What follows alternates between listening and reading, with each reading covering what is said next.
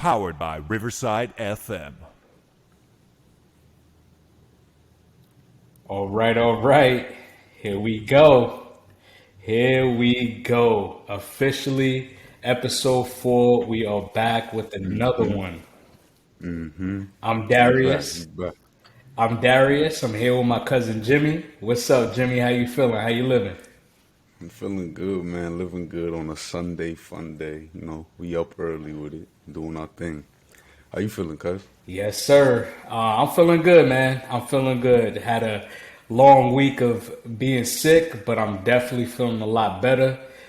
And all I gotta say is, man, we blessed. We blessed to be here, blessed to see another day, blessed to give them another one. So, what we got today? We got some good topics, man. What we got on the agenda today?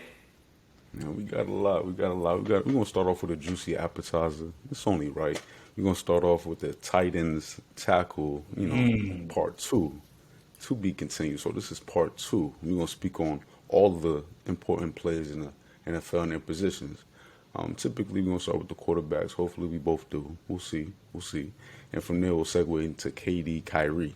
Talk about the Brooklyn Nets. You see, KD's back. You know, he's saying, I'll stay put. We'll run it back. And Kyrie was like, I'm gonna do what y'all been asking me to do. And they're gonna play together, and we're gonna see what their championship aspirations are, where they're looking like in the East. Then from there, we'll talk about some prime time situations, prime time players. We're gonna talk about players that are in a prime and a peak. We're gonna define it first, because a lot of times that can go out the window. But we're gonna speak on that, and then from there, we'll also talk about our favorite, a little fan taste. Get a little glimpse of what we like, you know what I'm saying? And then from there, we'll end it off, cap it off with what teams need. What teams need in the NFL. We're talking contenders and teams in the middle of the pack, maybe potentially at the end of the road. We'll see. We'll top it up and decide where they are, on what side of the totem pole. So from there, you ready to get it? Let's get it, man. Let's get it. Let's go. I want you to start it off, man. You was defending your guys, the tackles. Let me hear you defend them again, man. What's up? Yeah, for sure, man. Last episode, I had to look at you a little crazy because you told me this is your personal opinion. So, For sure. totally understand. Your personal opinion was that, you valued the tight end position a lot more than the left tackle position. And I personally think that's incorrect. The reason is we all can agree that the number one most important position on the football field is the quarterback position. This is the reason why we draft. You see 4 or 5 quarterbacks go in the first round just about every single year except this past year, right? And we're not going to talk about Malik Willis actually lighting up the preseason right now, man. He's looking real good. Even Desmond Ritter's looking good. 3rd round draft picks, but hey, we're going to see what they can do. But this is the reason why when you're a bad football team, it's typically on the quarterback position, right? We always look at the quarterback first because there's only one that can play. So if we got to replace a guy, then you got to replace him, right? So that's the face of the franchise right there, the quarterback. Number 2 is the edge rush. These quarterbacks nowadays are throwing 40 to 50 times per game. We are not in a running league anymore. This is a quarterback winning league at this point. We don't have the Earl Campbells anymore. We don't have the Jim Browns. We don't have these guys that are carrying the ball 300 plus times consistently every single year, putting up amazing numbers like these guys used to do back in the day. So what do you got? You have Lamar Jackson running the ball, and there's a dual threat, which is we are in a dual threat era. That is correct, but that is besides the point. And when I say that's besides the point is, again, we like Christian McCaffrey, but battling injuries the last 2 years, and he's not a consistent. He's an offensive threat. So he could beat you in the passing game, he could beat you in the run game, but I'm not giving him the ball 350 times, and he's a pound for pound every down back that can stay healthy, right? We saw the decline. We're seeing a decline in Ezekiel Elliott, who I thought personally will be a Hall of Famer one day. And you never know. He's still young. He's only 27 years old. If he can flip a switch and turn around a little bit, he can pull out a 10,000 plus and 70, 80 touchdown career and possibly get himself into the Pro Football Hall of Fame. Possibly. Mm-hmm. Derrick Henry is a guy that you would say that's one of those bruisers that I'm giving the ball 350, 400 times per year. Well, I would say 350. 400 is a lot. But 350 times a year. But again, now he's starting to battle injury. Let's see where that goes from here.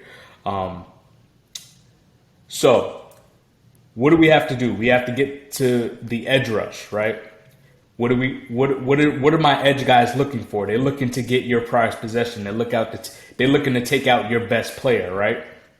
So that's why these guys are the second highest paid player on the team at this point, is because we got to get to the quarterback. How are we going to get to the quarterback? Myles Garrett, the Bosa brothers, the Watt brothers, right? I then go to the tackle position as number 3. How are we going to protect our prized possession? How are we going to protect the face of the franchise? I.e., you say give Tua a chance, right? He's had one of the worst O-lines since he's been in the league, right? So they bring in Tyron Armstrong or Armstead. Let's see if that helps, right? We protect Tom Brady. We protect Aaron Rodgers. We protect Patrick Mahomes. You saw what happened to Patrick Mahomes in that Super Bowl loss, right? See, I do. And don't get me wrong, the Bucs did have a really good defensive front seven that was dominating the league. But you saw when both his tackles go out, what happens to Patrick Mahomes, right? And that'll happen to any quarterback, i.e. Matt Ryan. Matt Ryan has put up amazing numbers in his career, right? Great numbers, I should say. Great numbers in his career, but consistently the Falcons have not been able to protect him for the last 3 years. True. So that is the reason why you go out and get these tackles, because now it's all about the pass rush. What interior defensive lineman can I get to the football? What edge rush can I get to the football? Just like quarterbacks are drafted high in the draft, edge rushers are just as high on a player's draft list than any other position. You want to put pressure on the quarterback. It's very important. But you're given, as important as a quarterback is, in this area, there's a lot of positions that are closer to the importance of a quarterback, because a quarterback depends on these weapons differently, because these weapons can be used differently. When you have a tight end who can do multiple things, when you have a receiver who can do multiple things to help your quarterback, as much as we talk about Tua's help, we also talk about the acquisition of Tyreek Hill or Jalen Waddle last year. Like, the weapons matter just as much as the quarterback. Just a good quarterback and great line isn't going to get you as far as great weapons. You look at the Vikings; they haven't had a line in a long time, but them weapons, no matter Rudolph, when he was when I say like that top 10 type of tight end, him with Thielen was nice. Jefferson, Thielen, nice. These weapons, a tackle's position and an edge rusher can only do but so much. And when you have a quarterback who's athletic, when you have a quarterback who can run the ball like one of the best running backs of all time, but also throw it, it gives you a different dimension than just running it 350 times. When the threat of a run is there while also dropping back, that's a different type of game. That's something that edge rushers, obviously you need edge rushers, but just an edge rusher isn't going to be able to contain. You need somebody in the middle. You need linebackers. There's a lot of different things you need to counter that. But the fact that you have a mobile threat who can throw the ball is a different type of counter, on top of someone who's willing to get the ball out their hands quick. Drew Brees, Tom Brady. When we talk about quarterbacks, there's different type of quarterbacks even more so today. So that edge rusher isn't as important because there are counters to that edge rusher. i.e. the edge rusher, right? Besides a sideline linebacker, I could find a sideline linebacker. There are In this era, there are yes. plenty of linebackers that can do a decent job of stopping a Lamar Jackson, Deion Jones, right? When Deion Jones is healthy, he's averaging 140 tackles a year. You said there's a solid amount of linebackers Yeah, that can these stop Lamar linebacker the Jackson. linebacker position is another one that's kind of like there's a lot of them, right? Anyone's pretty much a plug and play guy. There as many great linebackers as there are. I'm not even talking. Nobody's Lamar Jackson for one. In this era, why we give Lamar so much praise is because he's making people miss when the linebacker era, as far as speed and agility, is at an all time high. Lamar's making these guys miss too. If any era, I agree. This is the linebacker era that you want to plug and play out, pull out this era to face Lamar Jackson. But that don't mean they're able to stop or keep up with Lamar Jackson. There's a contain. The NFL is a totally different ballgame. We talk about grown men right here. This is a man's game. This is the reason why 18 and 19 and 20-year-old kids typically don't play in the NFL. This is a man's game. When you talk about speed in the NFL, won an MVP. I get that, but this is why I get the edge rusher. This is the edge rusher. The edge rusher can also be my contain guy. Can also be a good pursuit guy. He can not only get to the quarterback, but I can also put a scheme together to also stop Lamar Jackson, i.e. Jadeveon Clowney. He isn't the pass rushing threat as far as sacks, but he's a great run stopping edge defender. I'm glad you said run stopping because that's more important in the playoffs. Since the dawn of the NFL, I get that because in the playoffs you want to be a little bit more balanced and you want to be more balanced than do what you do best. So if you run the football best, you got to have a passing game to kind of complement that. If you pass the ball more, you have to have a balance of run to kind of because at that point in the season everyone knows what you're doing, right? This is why schemes are important.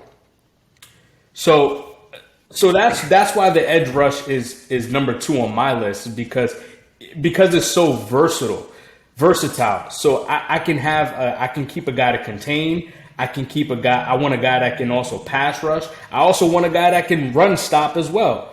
We are playing in a faster league where a lot of zone running, everyone's trying to get to the outside. It's no more down the middle, pound for pound.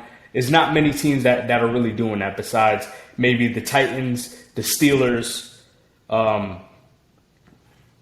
maybe the Seahawks, right? But everyone else has a pretty versatile running back on their team that can kind of do both, right? The Bengals, they're getting Joe Mixon more involved in the passing game. Dalvin Cook can be just as effective in the pass game as well as running the football. Christian McCaffrey, Alvin Kamara, I can go on and on and on about this, right? But this is why the edge rush is so important. Because you can do a lot of things with the edge. So that's why it's number 2. Number 3, I got to protect the prize. That's why the left tackle is at number 3. Corner is number 4 because corner is one of the hardest positions to play in football. If I can get a guy that can take out your best receiver, I'm happy. That's what I want, i.e. a Jalen Ramsey, i.e. a Jair Alexander, AJ Terrell. I don't care what anyone says. I'm going to keep saying his name. This is why you get those guys just like that. And then at number 5, I go with the D-line position. So the interior defensive line, because just as well as I also want an Aaron Donald that can go out and give me 18 sacks from an interior defensive lineman, which is 10 times harder, right? So that's why I then go with the interior D-line. And also I need a guy that can stop the run. And then everything else kind of trickles in after that. So the pass catchers will be number 6 because I need playmakers to bring my offense down the field, right? And everything else can kind of trickle in after that. I don't care what order you put them in. Running back is probably the least important position on the football field, besides a kicker. I can't believe you said that kickers thing last. That's crazy. We're talking about one of the only positions to religiously put points on the board, to be able to flip the field, to be able to kick the ball from 60 yards out. So we're talking about range. We're talking about being in the red zone, this, that, and the third. There's only certain teams that can score from 60 yards out. It's very hard to do that. And some kickers are doing that religiously nowadays, 50 yards out. You're talking about a position where the quarterback, receiver, and the kicker flip the field. Nobody else can do that. Unless you're picking the ball off and running it back, which is rare. So, but anyway, we're going to get into the quarterbacks. The quarterbacks are first, I agree. From there, I really go staff. The staff, more so than any other player you name besides the quarterback, dictates the pace and putting players in position to win more so than any other position.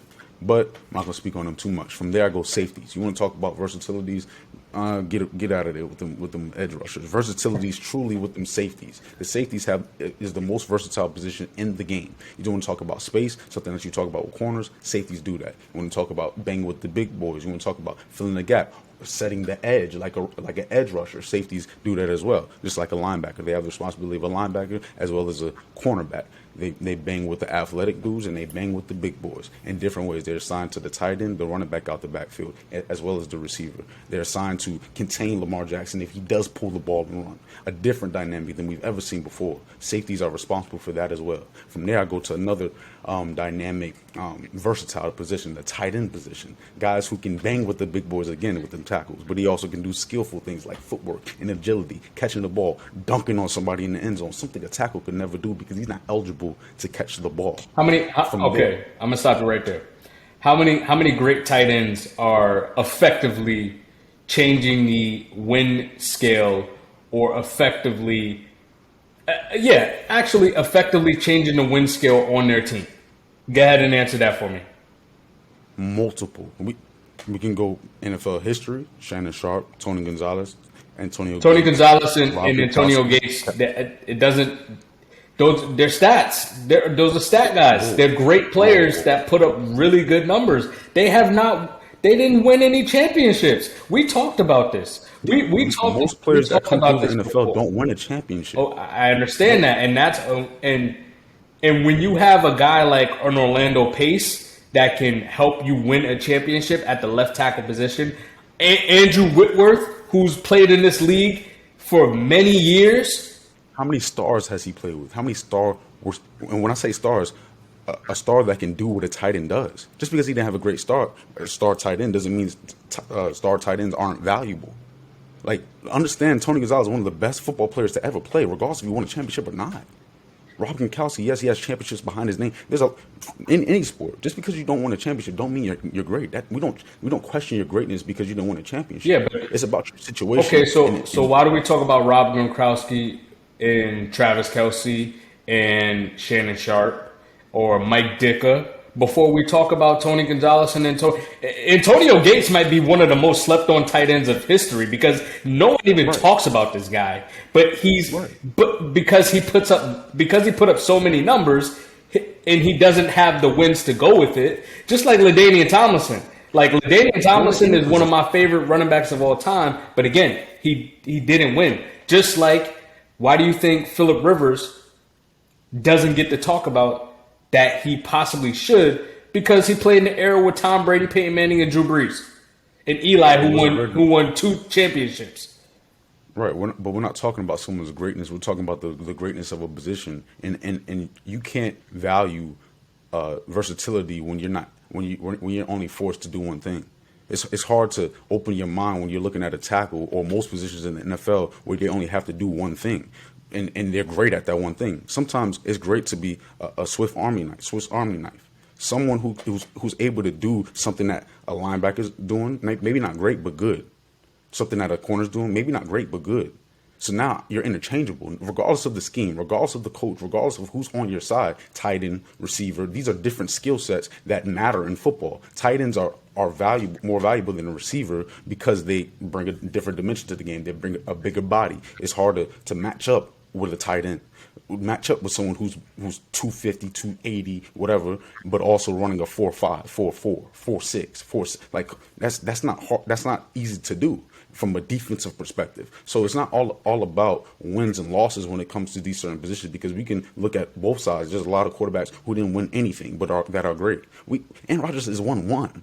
There's multiple people who have won way more than one championship, but we give Aaron Rodgers GOAT status. We give him GOAT conversation. Like, it's not about the wins and the loss scale, especially in football, because your situation matters more than anything. From the tight end position, I go to centers. You talk about tackles first, I'll talk about centers. I want to talk about someone who's touching the ball every single play, someone who could potentially fumble and cost us certain things. Ask Peyton Manning, ask Cam Newton. Like the center position, ask a botched snap when it comes to a field goal at the end of the game.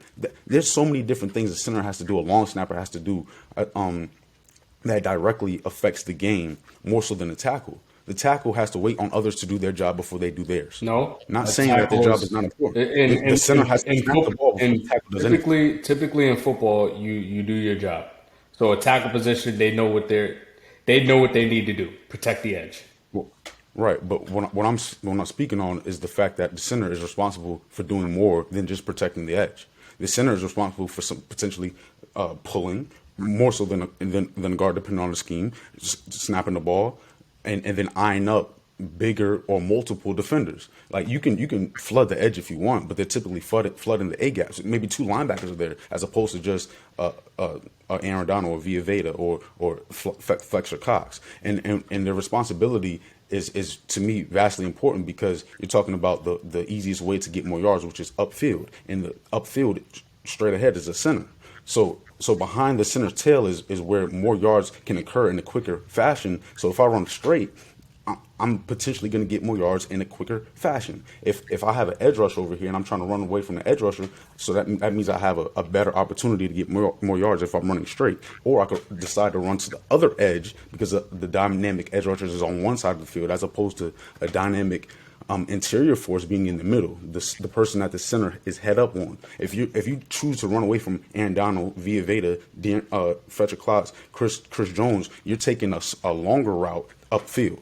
That's an advantage in scheme, just because they're on the field, regardless if you double team them or not, regardless if you have another way after the play starts. We're talking about positions that affect the game before the play starts. We're talking about centers who affect the game before anyone does anything, before anybody makes a step. The center can have a false start. The center cannot communicate in a way before the play starts that can hinder the offensive line or the whole offensive unit. We have to give more credit to the center position. And before I get to go ahead. I get what you're saying.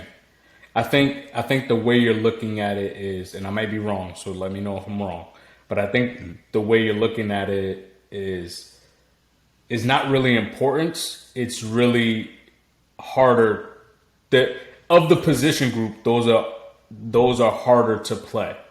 So, and what I mean by that is they're the quarterbacks of their position group. The center lets the O-line and calls the play on the offensive line as far as the blocking scheme, right? He's the quarterback of the O-line, right? So that's the guy that has to really know and analyze the defense more so than any other position on the O-line. It's just like a safety. A safety is the quarterback of the defense, just like the middle linebacker is, right? Because those are the guys that's calling the plays as far as the coverage and the blitz scheme or the D line. What the D line's doing, a linebacker has to know all of that stuff. There is a reason why left tackles, I should say, mainly tackles, are drafted more in the top 10 than a center ever was. Because this is a more durable position. No, it's not. It is. It's because it's a more. You're in the trenches if you're a center. Okay, so why didn't I think his name is Linderbaum? Why didn't he go before Evan Neal? Why didn't he? Maybe team need? No, because the tackle position is more important than the center position. Don't get me wrong. Linderbaum is going to be a just like Creed Humphreys from Kansas City. Kansas City. He's a really good offensive lineman. Was drafted not this year, but last year, right? Already an all-pro O-lineman in this league. Why did he go in the second round when he was projected to be a first-round draft pick? Why did Linderbaum drop until the 20-something pick to go to the Ravens when he was a top 15 player?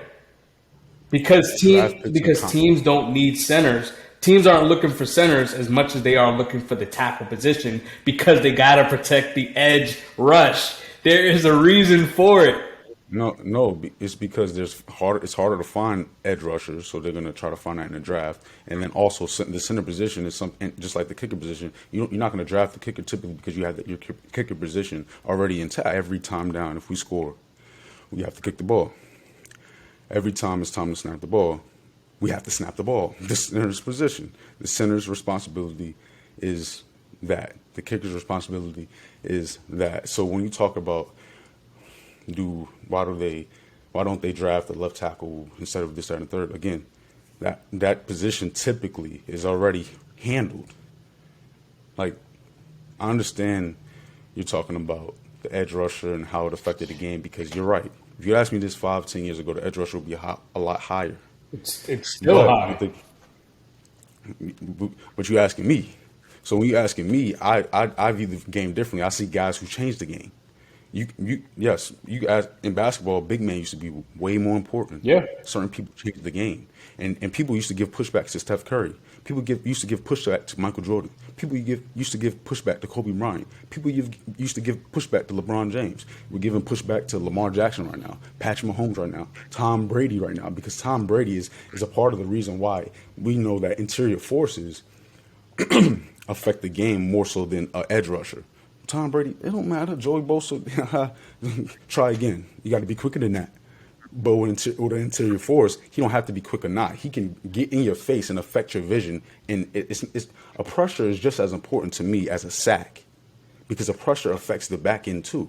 Without the play ain't over. Obviously, the sack ends the play, but a pressure is important as well, especially if you can do it often. And the interior force is getting the vision of a quarterback. And great quarterbacks. No, we're talking about quarterbacks in general, great or not.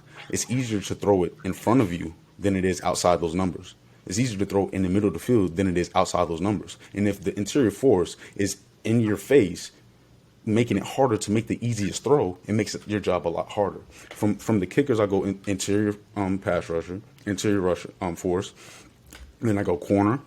From corner, I go to receiver.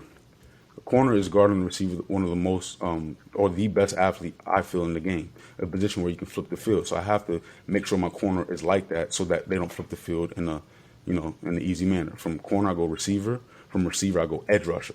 That's when I believe the edge rusher comes in there. And I spoke on the edge rusher and what I believe their importance is. After the edge rusher, I go tackle. Wow. Because there's a lot of different things I can do to help my tackle out. The tackle can be helped out. The whole line can be helped out by a tight end, one of the most versatile positions in the game again.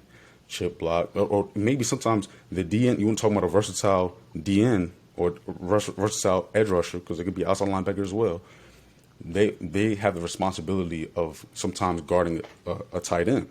And I'm taking that tight end on the perimeter day and night over that edge rusher on the perimeter. It's not just about what you can do when you're great, but what you can do when you're not in the most ideal situation. And the tight end is going to take advantage of that because he's a Swiss Army knife. He can do it both. And the edge rusher cannot, as much in my estimation. From edge rusher, I go tackle. From tackle, I go linebackers, guards, running backs. All right. All right. Man, that was very, very different. Very different on both sides. But I like your reasons for it. Even though we don't agree, we're gonna agree to disagree, and we're going to get to the next We got to do that topic. sometimes. For sure. So right, agree to disagree. We're going to go to this guy, KD. He likes to agree to disagree a lot, too. And I love that about him. It's good to have a little, little tension in the room, a little, good conversation, a little, good topics back and forth. KD is that guy. He'll chop it up on Twitter with you, and Kyrie's a different guy too. And they're coming back together. They're gonna run it back in Brooklyn, and we're gonna talk about their championship aspiration. What they gonna do this year? Are they gonna be able to challenge Boston in a real way this year? Are they gonna be able to hang with them Bucks with Chris Middleton back? What you thinking? Yeah, this team finished 7th last year in the East. We always talk about the East to the least, but they had a lot of drama going on. They had the Kyrie saga. He only played 29 games. They had the James Harden issues, right? Kyrie's not gonna, do this, that, and the third. I don't want to play here. Give me the Philly. KD was kind of just caught in the middle, like, hey, I came to Brooklyn. We were supposed to do this. We have, all these players. Man, I just want to hoop. Then you had Ben Simmons come in. He's still hurt, still dealing with the mental aspect of the game. I hope he can get his mentals right, because when this guy is right, he can do it. He can do just about everything besides shoot. And I can accept that, right? Yeah. I think with them finally buying in, it's go mode. It's go time. You got the best dribbler in the NBA at this time in Kyrie Irving, ever, who calls his skill set an art, and I love it because it is. And he can get to the basket. He can shoot the mid range. He can shoot the three. He can score from anywhere on the court. Offensively, is a really good offensive threat in this league. KD, one of the and besides, he is an NBA champion as well, and Kyrie Irving. KD, one of the best players of our generations, one of the best scorers of all time, the 7-foot assassin that can score from anywhere on the court as well. He's ready to hoop. You see them already hooping during the summer. They're locking in. You bring in a guy that can defend on both sides, that can facilitate like no other. I see him as like Magic Johnson-esque if he takes his game to another level. But he can be. Potentially he can be there. He's 6'11", can dribble the ball like a guard, can defend 1 through 4, right? 1 through 4, maybe 5, depending on the size of the player, because I still think he can't go with Embiid. But that's only one guy. Yeah, that is. But, you still got Joker, most nights Ben Simmons is guard on 1 through 5. Exactly. So you're talking about an all-star guard / forward that can play both ends of the court, and that is with these two top-notch scorers on his team. My issue with this team is leadership and depth. KD unfortunately has never been a leader in the NBA, because anytime he gets the blame, he deflects or he runs. But it's okay. It's okay, because remember, Russell Westbrook got the blame in OKC. Remember, Steph was still getting the shine in Golden State. It was still Steph's team. Steph still got the glory. Even though KD took them over the edge, KD gave them another step. He saved that team from LeBron. Steph still got all the glory. Kyrie. Yeah, Steph still got all the glory, right? They asked KD to come. They wanted KD on that team after beating them 3-1, and then losing to LeBron 3-1 from a 3-1 series. Stop saying LeBron. LeBron and Kyrie. Let's understand what Kyrie's done. But I'm just saying. We gotta just say Kyrie and LeBron because that's a dynamic duo. We really could throw Kevin Love in there, but that's neither here nor there. As far as KD being a leader, there's multiple ways to be a leader. He's not the best leader. He's not the leader that these top 10 guys of all time are. He's not that. So we need to stop talking about that. As far as top 15, top 20, top 7, he's in there, and he's a leader in his own right because he leads by example. He's consistent. That's a way of being a leader. He shows up. That's a way of being a leader. let's not act like he has to be LeBron, Kobe, Jordan, Kareem, Magic. He doesn't have to be that. He does. Kawhi, he doesn't have to be that to be great. Tim Duncan, you think he always spoke up? No, Greg was there to do that. Steph Curry, you think he always speaks up? No, Steve Kerr or Draymond's there to do that. But we don't poo-poo them for not being the leader that Jordan or Kobe. So we can't do that. He is a leader in his own right. Maybe not the leader we want him to be, but he's a leader. You can't get to multiple championships without being a leader, without being able to check yourself. That's a leadership quality. I mean, he went to a team that already had a championship, and that has won another championship without him, who already had the leadership on the team to take him to the next step. There's been teams that join together that already won championships. That doesn't guarantee you're going to win it. 100%. So he had to do his job in being a leader. And he was the best player on that team. There's no doubt about it. He was the best player on the team. But what I'm saying is him being the best player on a team is a form of leadership. How No, it's consistent not. he plays is No, it's not. You're leading by example. You don't have to open your mouth to be a leader. Follow my lead. Get out the way. That's me being a leader, taking us home. That's a leader. That's a leadership quality. Not everyone can do that. So that's why it's like you have to follow someone's lead. Sometimes you have to follow this guy taking us home. ISO ball sometimes. And he's done that. He's proven he can do that too. That's a form of leadership. It's not what we praise, but it is a form of leadership. Leading by example. There should have been no reason why he wanted to leave get out of Brooklyn after 2 seasons, and after signing a 4-year contract. Him and Kyrie. I'm not saying he should leave or want to leave, but he should have a gripe with the people that he expressed he had a gripe with. Steve Nash, X's and O's, trash. Adjustments in the game, trash. You already had Kyrie Irving coming out saying we don't need a coach. We can coach ourselves. And we talked about the importance of the coaching staff and the players, and we both agreed that you kind of need an X's and O's guys because this still is a chess game to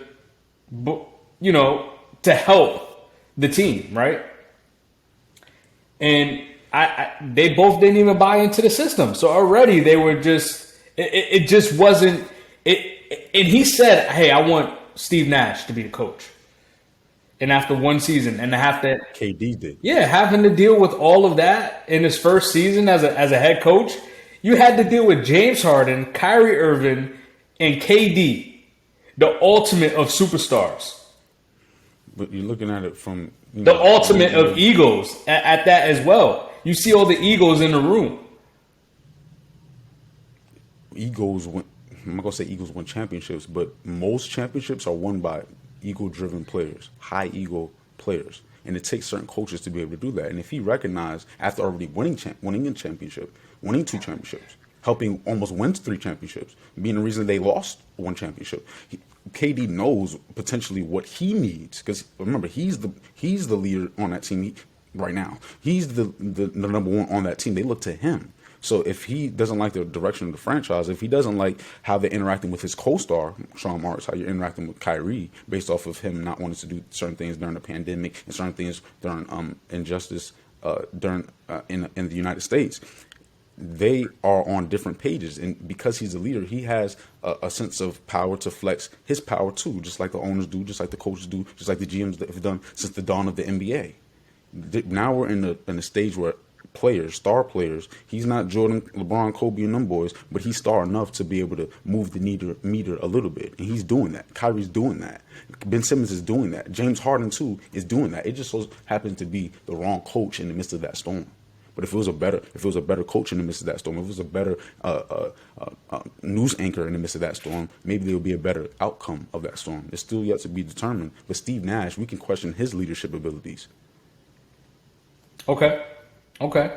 Yeah. So, I agree. I will agree to disagree.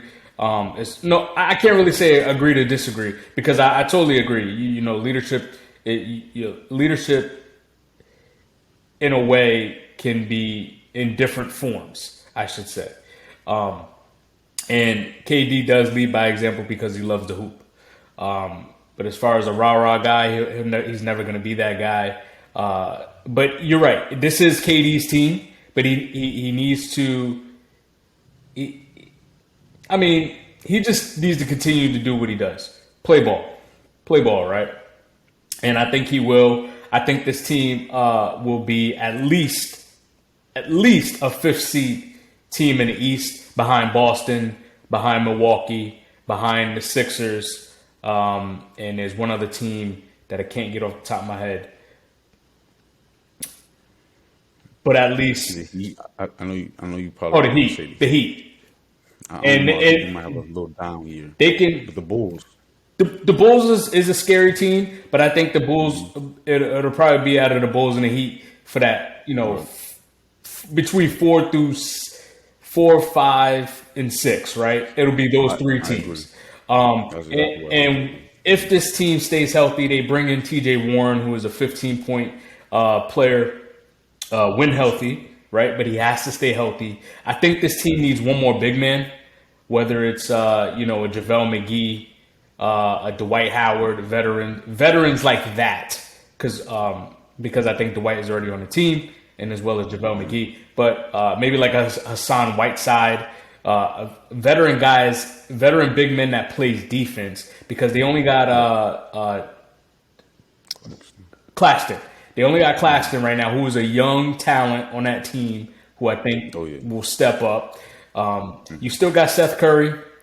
You still got Joe Harris, guys that can shoot, right? So this team is capable of winning a championship, but it has to gel. And as long as it can gel and Ben Simmons can get these guys the ball, it's gonna be a scary Brooklyn team. For sure. When you speak on those big men, I definitely agree. In the depth in general, you have a lot of combo guards there, and putting Kyrie on ball, I think is a good idea going forward, as opposed to KD bringing the ball up. Get KD in the post a little bit more. Have Ben Simmons bring the ball up some too. But if Ben Simmons is not in the game, go ahead and stagger the on ball, floor general role to Kyrie and Ben Simmons. And Ben Simmons also learn to play a little bit more big ball. I know he's a perimeter lockdown, but I think, like we was alluding to earlier, I think he can guard some of those big men and be able to play real small ball, some Warriors death lineup type thing. So the Hampton Five or whatever they was calling them. So I believe that they can do some things. I believe they'll be like the 5th or 4th seed, right there with you with that. The Bucks and Boston, I believe, would be their biggest matchups. I believe Ben Simmons can really. Not saying he can stop Giannis, but he can give Giannis a little problem with his athleticism and contesting him at the rim and just being a pest. For sure. Boston, they have gotten more depth, way more depth than Brooklyn has. So Man, I definitely agree with that Boston team is getting scary with their depth. Sure. And they know, and I love that Boston team because they know their roles. They play well together. Right. They were that team, that whole organization. I hate to say it as a Laker fan, but right from top to bottom, they're looking great. Players, staff, ownership, like everything. For sure. Looking smooth. The fan base, I'm not too much of a fan of y'all, but we'll move on. You ready to move on to the next topic, man? Yeah, let's do it. Man, we talking prime time and we ain't talking Deion Sanders, man. You ready to get into this thing, man? I like it. Who your favorite player in his prime, man? Who is it? I'm actually gonna have you. I'm gonna have you start this one. Okay. I'm gonna start with my boy Russell Westbrook, the triple-double god, the triple-double king. My fault. Oscar, move aside. I'm so sorry. Ooh. All due respect, Oscar. You know what I'm saying? Gotta respect the greats. For sure. We're gonna talk about Russell Westbrook, man. He and before I get into Russ too much, I want to define prime a little bit. For me, prime is not a certain time in your career when you were at your best with numbers or you look the best, the eye test. No, it's a point in time based off of age from about 27 years old to 33 years old. That's it for me. That's your prime. That's a player's prime. And so Westbrook just turned 33. Well, he's 33, 34. His first year with the Lakers, he was 33 years old. So that means Westbrook's prime is over. Like, we're done. It's done for. But in the midst of his prime, he was something to behold. Honestly, we're talking about someone who did it after KD, someone who did it before Paul George, someone who was the second best scorer or shooter on his team religiously, someone who isn't a prolific shooter at that, and he was able to get this team to the playoffs year in and year out and compete year in and year out without a jumper. Year in and year out as the Energizer Bunny we all know and love, Russell Westbrook. You're talking about triple-double God here. With the Wizards, he did it. People don't want to talk about the Wizards here with Bradley Beal. People don't want to talk about year after year having a new star to interact with, to coexist with, when it's already hard for him to coexist because of his lack of skill. Russell Westbrook needs to be up there and recognized and not critiqued for what he's doing outside his prime, but praised for what he did inside of his prime, because we will never see another Russell Westbrook. It took us it feels like hundreds of years. I ain't that old, but it feels like a long time since we've seen someone be able to average a triple-double. We're talking about generations. Our grandparents, come on now. Yeah. That's a long time now. So we talk about Luka Doncic, someone who has potential to do that. LeBron James, who has potential to do that, who had potential to do that. The Joker. Now, a lot of people have potential, but to actually go do it. And we talk about past that and this, past that and that. Even if people decided to have the mentality of a pad statter, do you have the ability, the capability of a 6'3" force to go get 10 boards a game? Yeah, you gotta. In order to get rebounds, you gotta want to get rebounds. And I'm just getting started with the 10 assists a game with the roster that you are the second best or the best shooter on the squad that any given night. Yeah, that is hard to do. Very. You're talking about pass starting assists? How? He still has to make it. Andre Roberson, I want to hear that. So next we're gonna get into we'll segue into your favorite. Who's your guy? Yeah, my favorite. You're gonna like this one, man. What's up? Dwight Howard, man. I don't think too many people know who Dwight. I would say the younger guys, but because we know, if you know, you know, right? Dwight Howard was the guy you wanted on your team as far as a defensive monster. You're talking about a guy that is a multiple defensive player of the year in his prime, who was. At one point, they were saying he was Shaq. He took Shaq's name as Superman at one point. Yo, we was calling Dwight Superman, who brought that Orlando Magic's team full of shooters. Right? They was shooting that ball.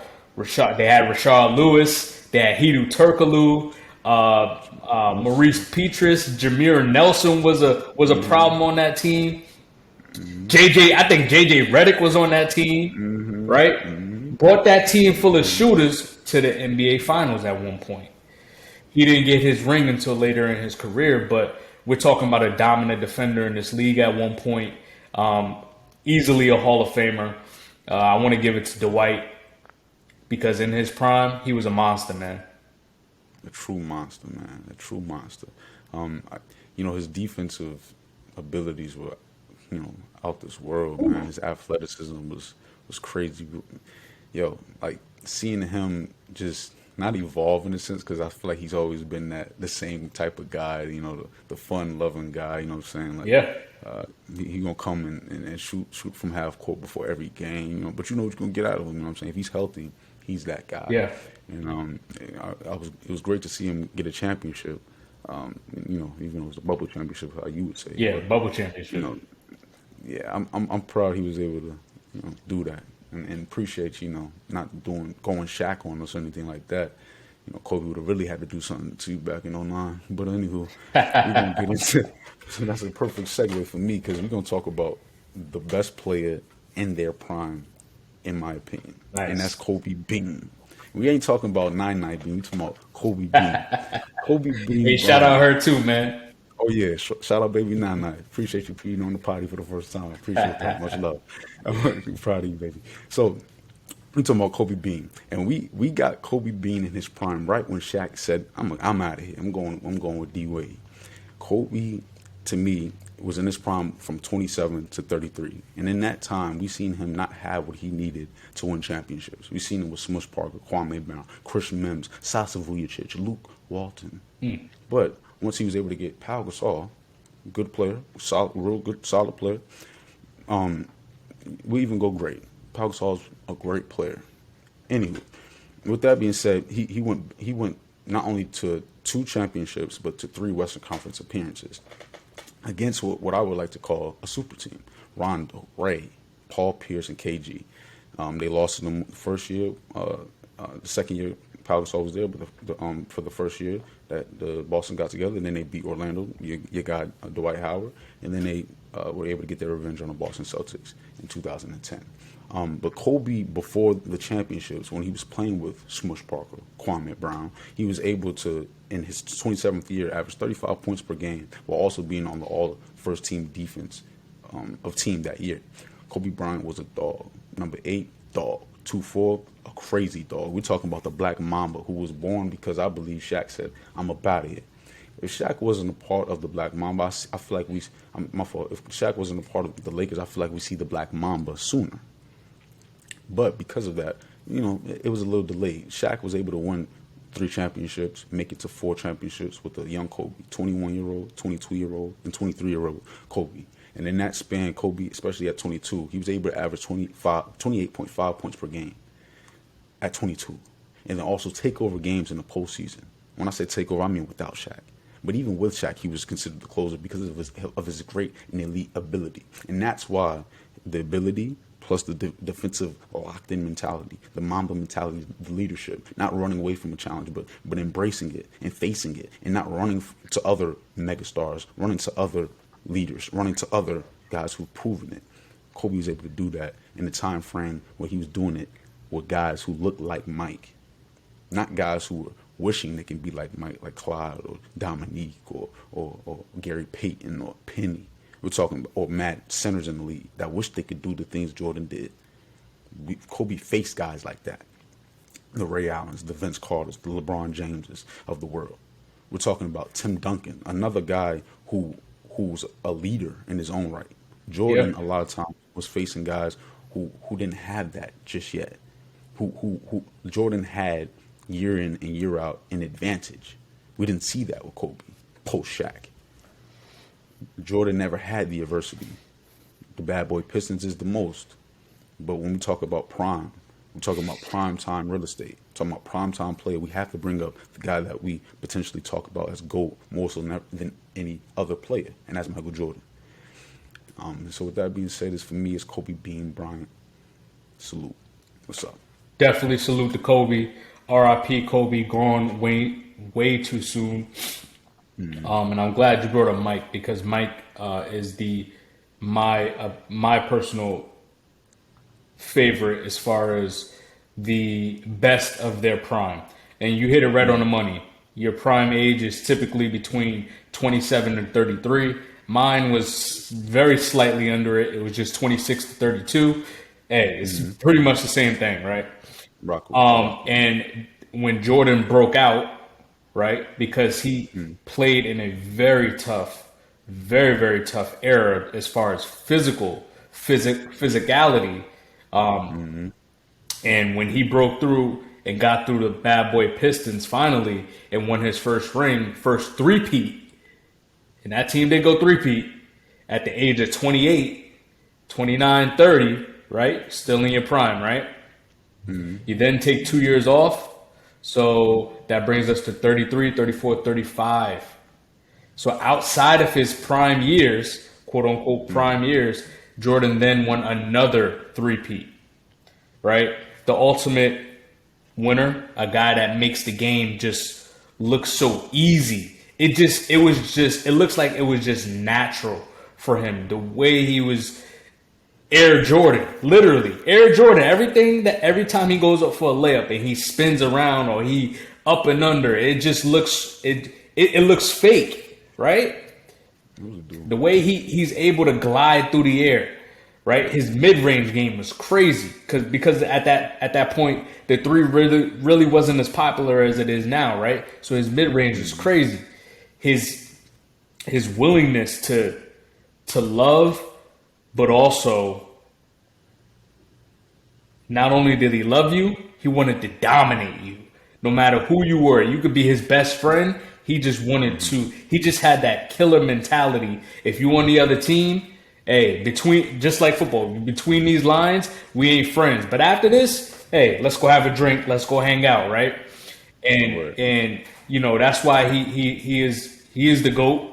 6-0 in the NBA Finals, multiple scoring titles, multiple a Defensive Player of the Year, MVP, the brand, Air Jordan, man. That's the guy for me to have to maximize his greatness during his prime. I'm glad you said that because there was a teammate who helped maximize his greatness during his prime. Oh, for sure. Before his prime, after his prime. We're talking about one of the greatest players of all time as well.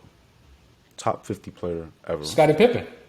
Scottie Pippen. Someone who's versatile. You know me, I'm going to bring up that V word, versatility. And for me, Scottie Pippen is one of the most versatile players in the NBA at that time, this time, or any time.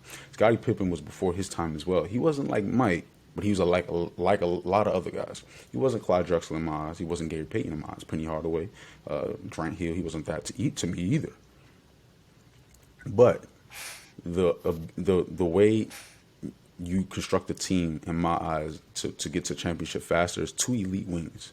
Two guys who can bang with the big boys, go punish somebody, create a mismatch there, and also do elite things with the guards and guarding guards and doing guard things on the perimeter.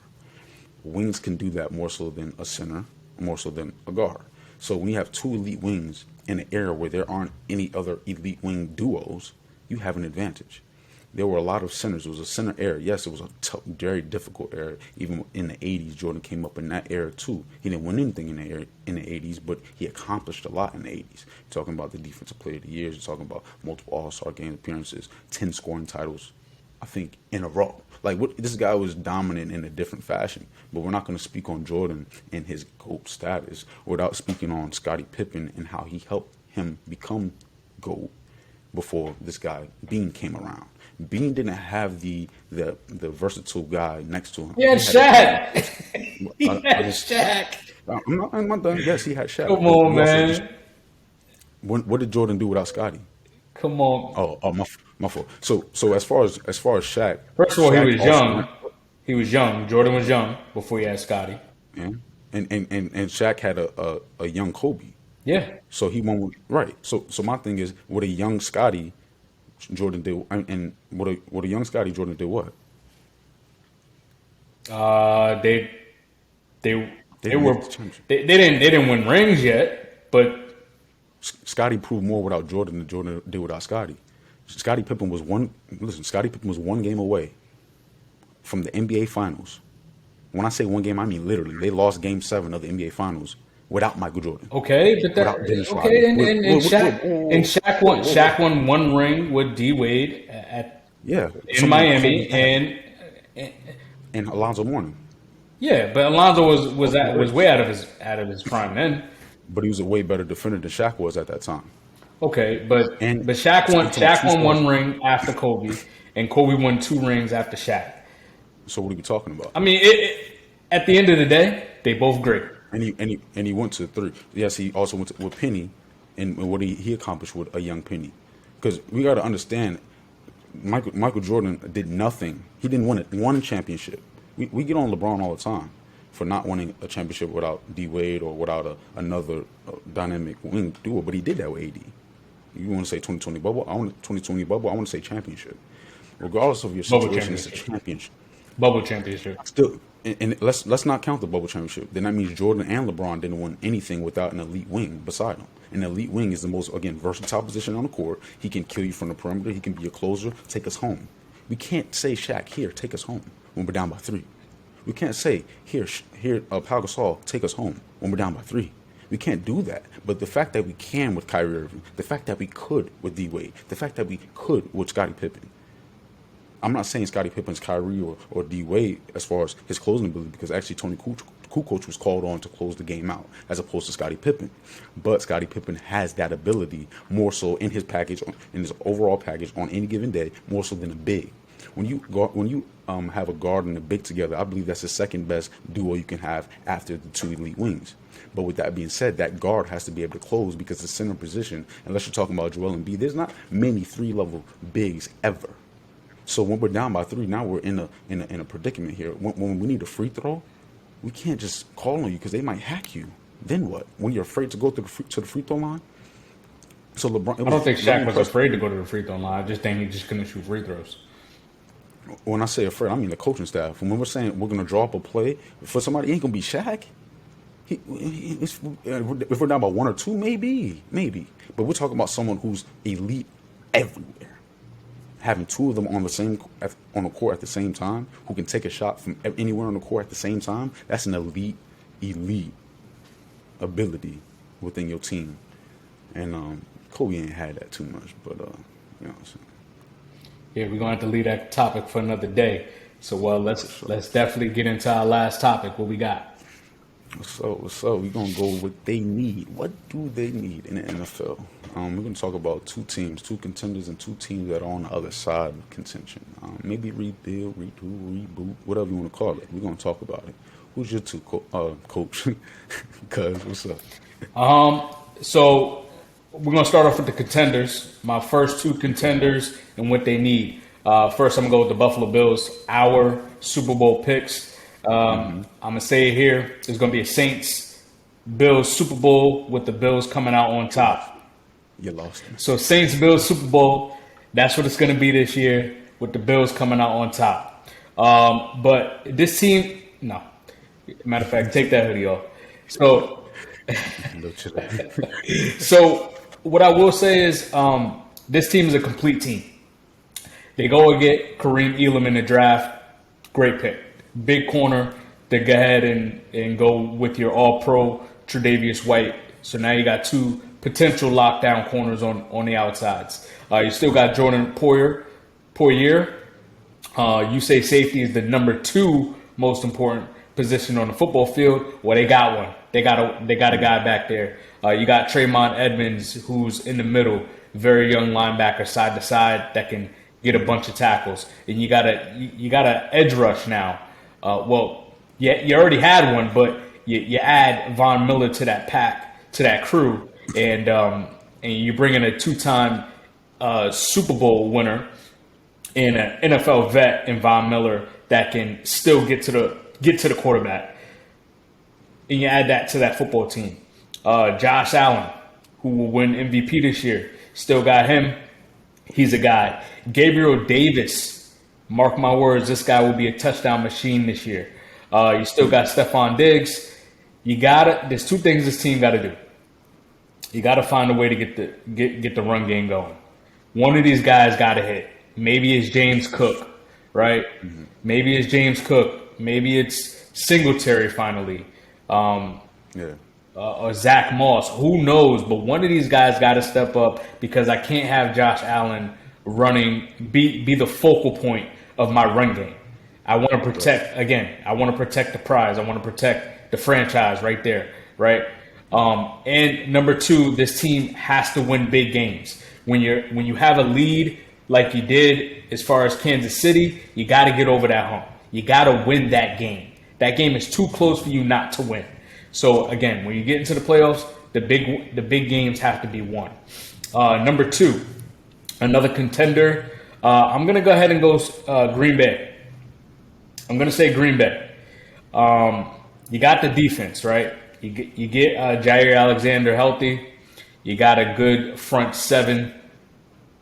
This offense has to find a way to put points on the board. There's no more Devontae Adams on this team. Whether it's and I think this team is going to be a run-first offense. I think that you do have a 1-2 punch with AJ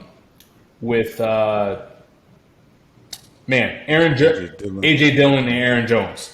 I'm not saying Aaron Jones is Alvin Kamara, but when I looked at Alvin Kamara and Mark Ingram, the way they were a 1-2 punch, I look at these 2 as being very similar, right? I like it. So you got to find a way to get them going. And then Aaron Rodgers does what he does, right? He gets these young guys the football. Hopefully one of them can step up and take the reins.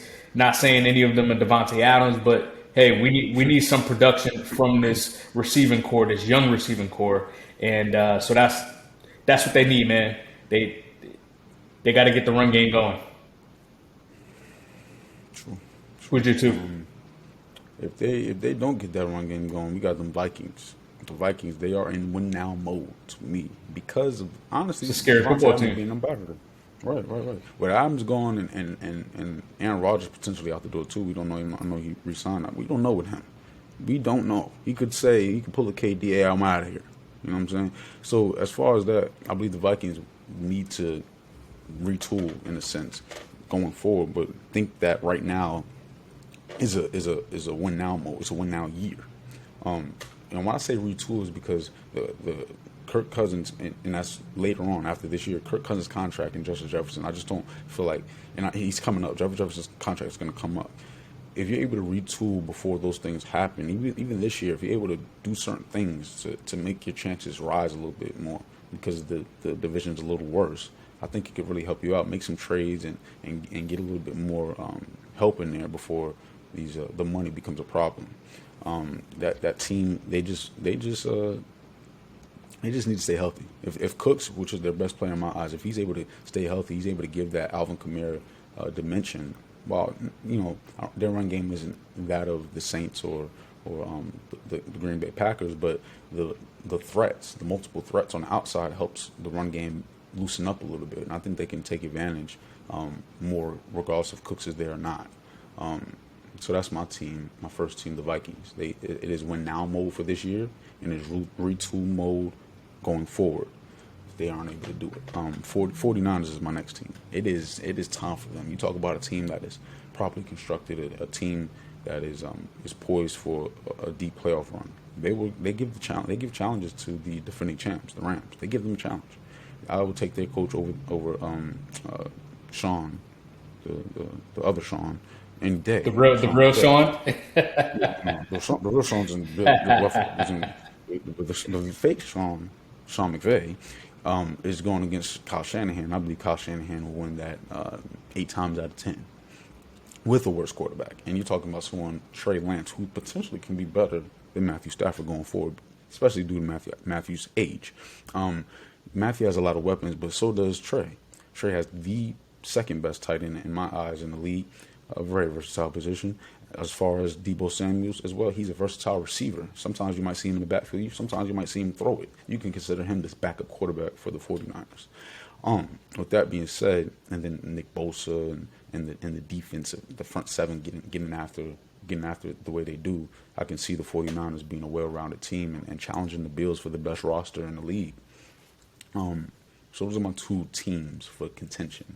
Two teams that need to go all in now, or wait until them rookie contracts are coming up and have to figure it out then, which I believe is the hardest time to do so.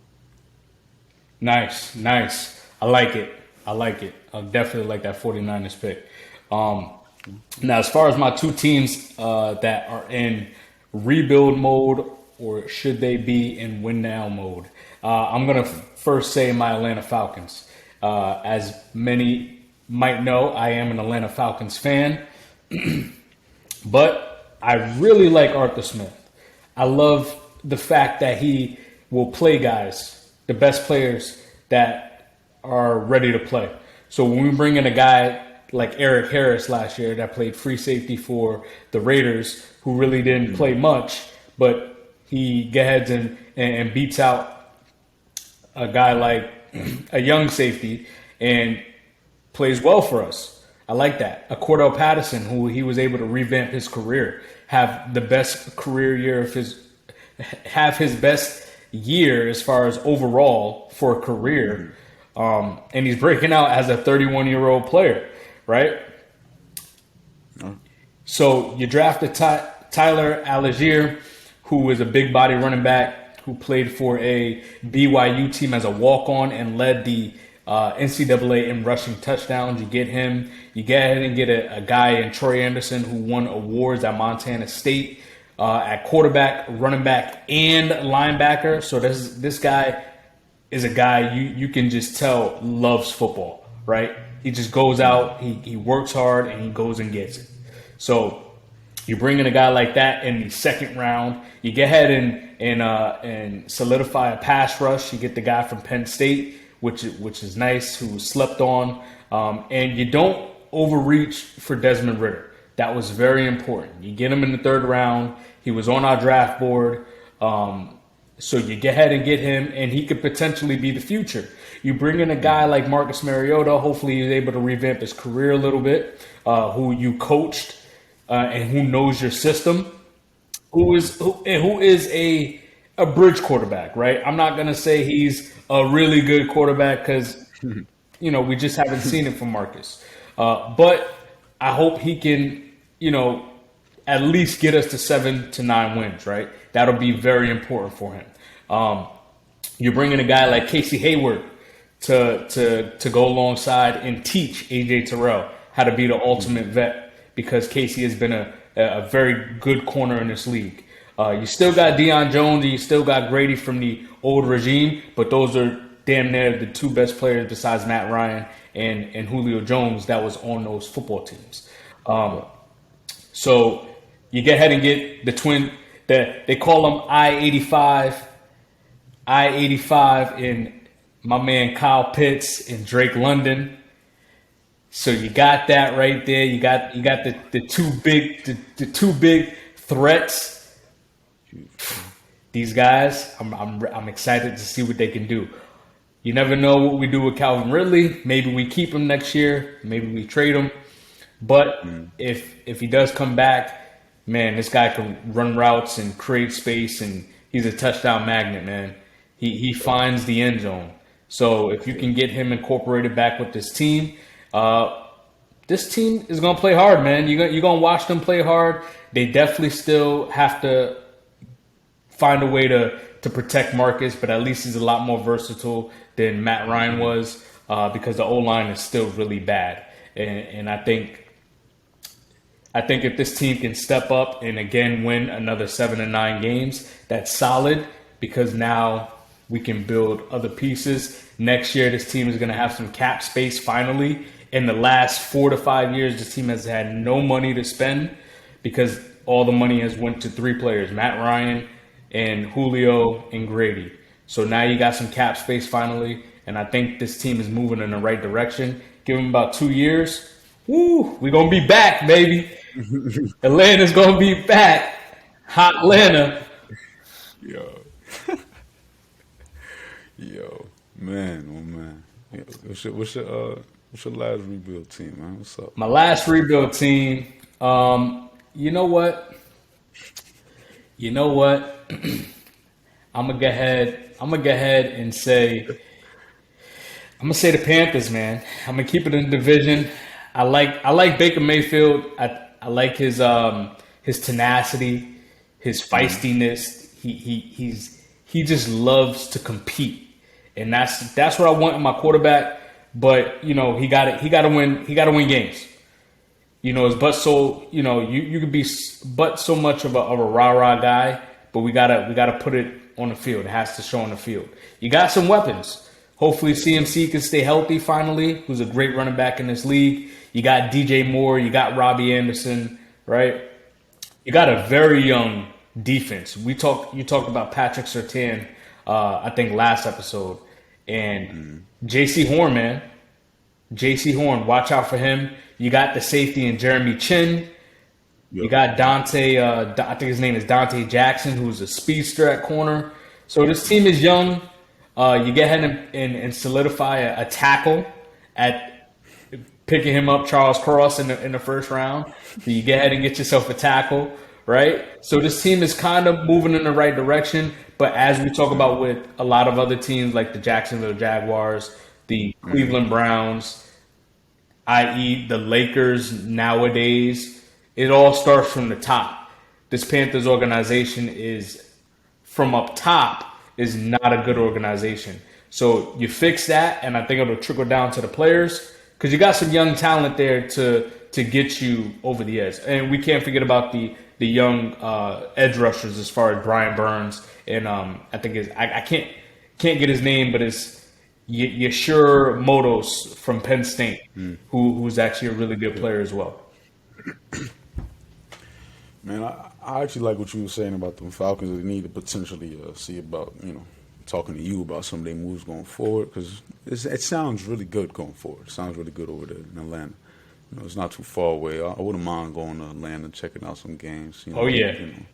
That's my second/third home, New England, Tampa. And Atlanta, after that Super Bowl, Oh man, that's my other spot. So I wouldn't mind checking them out if they were, if y'all get up, you know what I'm saying. But I'm gonna stay in that division with the Panthers with you.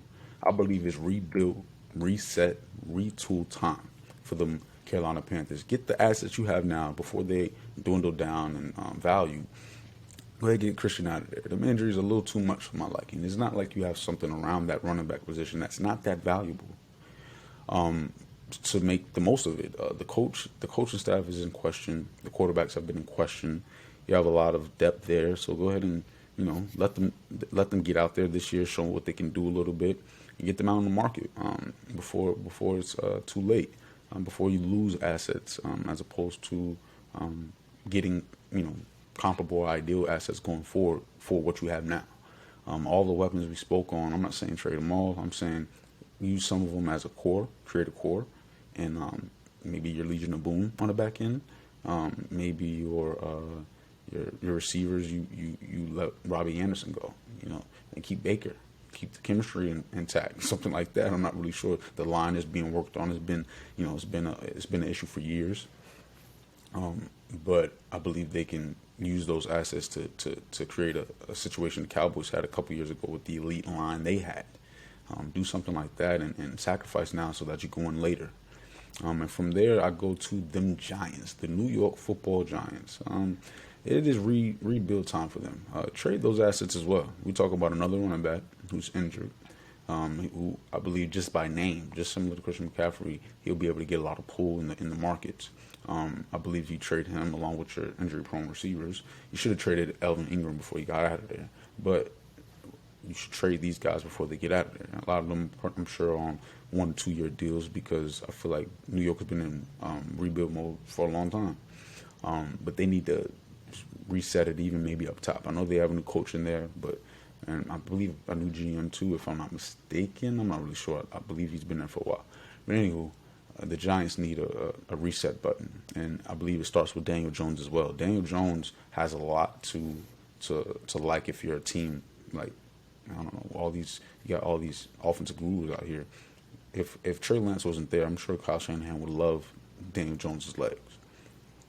Daniel Jones is a project. He has a pocket presence problem. He has fumbling issues. That's not just due to Daniel Jones. That's because y'all haven't put enough around him. The rebuild that was going on wasn't doing Daniel Jones justice. Even the coach, even Joe Judge coming into that situation, he's a part of the rebuild fiasco there. But at the same time, Daniel Jones as the quarterback needs to be the focal point. And I've never seen or rarely seen a quarterback be built in the way, quarterback team be built in the way that the Giants have done in the last couple of years. Yeah. You think they need to give Daniel Jones another shot? And I think that they need to get Daniel Jones right up out the door. Put Tyrod in there, man. Long time vet in this league, and just go for the ride, man. Just understand that this is gonna be a bad. Yeah, that's exactly what they need to do. They got 2 really good draft picks this year. Wow. The guy from Oregon, and then Evan Neal, who's one of my favorites, who I think is going to be a really good tackle in this league. Multiple all pros. Just watch. And but we spoke about this before with this Giants team. Is what's going on in that training room? Because none of these guys can stay healthy. Whether it's the receivers, whether it's the running backs, whether it's the tight ends, everyone just finds a way to get hurt in this Giants organization. So let's see. You're right. They're in rebuild mode, and they need to blow up the house, man. get everybody out of there, get some fresh talent in there, and you guys should be good moving forward. Facts. Wait, you got? I'm about to say. Nah, the Giants, man. Giants, man. Oh, well, Giants, yeah, I man. definitely agree, man. Definitely. But this It was was a good one, man. this was definitely a good one, man. For sure. Definitely a good one. Started off with a bang. We appreciate y'all. Yep, we appreciate y'all for tuning in. Until next time, peace. We out.